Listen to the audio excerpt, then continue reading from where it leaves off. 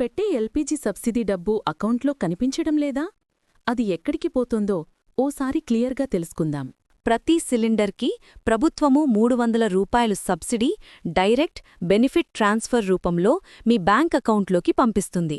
కానీ కొన్ని conditions mandatory. Subsidy రావాలంటే ఆధార్ మీ బ్యాంక్ అకౌంట్కి లింక్ అయి ఉండాలి. మీ ఎల్పీజీ కన్జ్యూమర్ నంబర్ యాక్టివ్ అయి ఉండాలి. రీఫిల్ బుకింగ్ తర్వాత మినిమం 4 రోజులు వెయిట్ చేయాలి. సబ్సిడీ స్టేటస్ చెక్ చేయడం చాలా ఈజీ.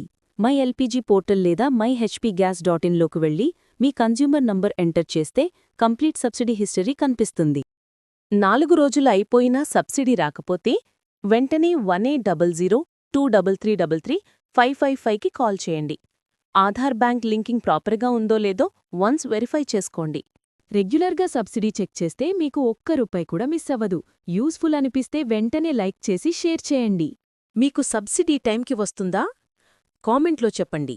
ఇలాంటివి మరిన్ని అప్డేట్స్ కోసం సబ్స్క్రైబ్ చేయండి.